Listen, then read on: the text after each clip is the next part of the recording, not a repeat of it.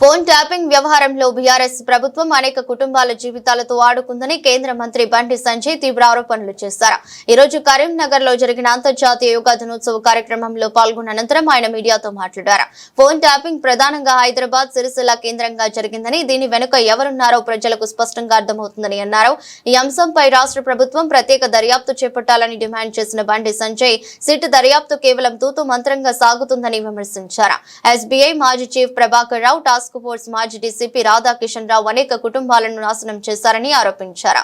కాంగ్రెస్ ప్రభుత్వం అధికారంలోకి వచ్చాకే ప్రభాకర్ రావు విదేశాలకు పారిపోయి ఇప్పుడు సుప్రీంకోర్టు నుంచి ఊరట పొందితే రాజ మర్యాదలు చేస్తున్నారని మండిపడ్డారు. నేను మొదటి నుంచి కూడా ఫోన్ ట్యాపింగ్ విషయంలో అన్ని విషయాలు చెప్తూ వస్తున్నాను. నేను అందరికంటే ముందు ఆరోపణ కూడా చేసిన నేను ఇది హైదరాబాద్ కేంద్రంగా జరిగింది, సిరిసిల్ల కేంద్రంగా జరిగింది. ప్రణీత్ రావు అనే వ్యక్తి ద్వారా సిరిసిల్ల కేంద్రంగా ఈ ఫోన్ ట్యాపింగ్ జరిగింది.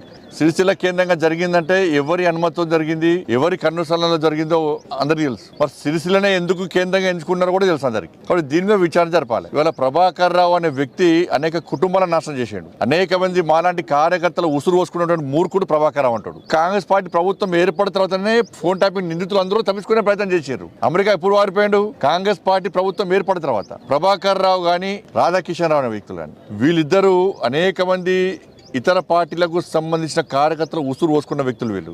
ఇవాళ ఇతర పార్టీ నాయకుల ఫోన్ ట్యాపింగ్ కాదు, బీఆర్ఎస్ పార్టీ నాయకుల ఫోన్ ట్యాపింగ్ కూడా చేసారు. భార్య భర్తలుంటే ఫోన్ వినడమే, కొడుకు తల్లింటే ఫోన్ వినడమే, జడ్జిలు కూడా ఫోన్ ట్యాపింగ్ చేసారు. కాబట్టి దీన్ని సిబిఐకి ఇవ్వాల్సిన బాధ్యత రాష్ట్ర ప్రభుత్వం మీద ఉంది. ఎన్నికల సమయంలో సిబిఐ విచారణ జరపాలని ముఖ్యమంత్రి గారు కోరారు, రేవంత్ రెడ్డి గారు కోరారు. మరి వాళ్ళు ముఖ్యమంత్రి అయ్యారు. ఫోన్ ట్యాపింగ్ విషయంలో విచారణ తూతు మంత్రంగా సాగుతున్నది. వాళ్ళకి కేవలం అధికారులకే పరిమితం చేయకండి. రాధాకిషన్ రావు స్టేట్మెంట్ లో పెద్ద ఆయన కేసీఆర్ చెప్తే మేము ఫోన్ ట్యాపింగ్ చేస్తామని చెప్పి ఆయన స్టేట్మెంట్ ఇచ్చినప్పుడు నోటీస్ ఎవరికి ఇవ్వాలి?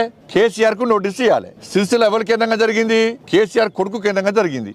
మరి వాళ్ళిద్దరికి ఎందుకు నోటీస్ లేరు? అంటే ప్రభుత్వం వాళ్ళని కాపాడే ప్రయత్నం చేస్తున్నది. మీ ఇద్దరి మధ్య ఉన్న రహస్య ఒప్పందం ఏంది? వాళ్ళ కేసీఆర్ కుటుంబం వల్ల ఎన్ని కుటుంబాలు నాశనమైనాయి, ఎంతమంది భవిష్యత్తు నాశనం చేశారు. 109 కేసులు పెట్టిరన్న మా మీద, 109 కేసులు. ఇదే ప్రభాకర్ రావు అనే వ్యక్తి సీఎంఓ ఆఫీసును అడ్డగా వేసుకొని నాలాంటి అనేక మంది నాయకుల కార్యకర్తల ఫోన్లు ఇనుకుంటూ, జడ్జిల ఫోన్లు ఇనుకుంటూ, మా సొంత విషయాలు ఇనుకుంటూ ఏ విధంగా రాజీనామా పెట్టిండు, ఏ విధంగా ఉసురు పోసుకున్నాడో తెలంగాణ సమాజానికి అంతా తెలుసు. ఇలా కోర్టు నుంచి ఉత్తర్వులు తెచ్చుకొని అమాయకంగా గడ్డం పెంచుకొని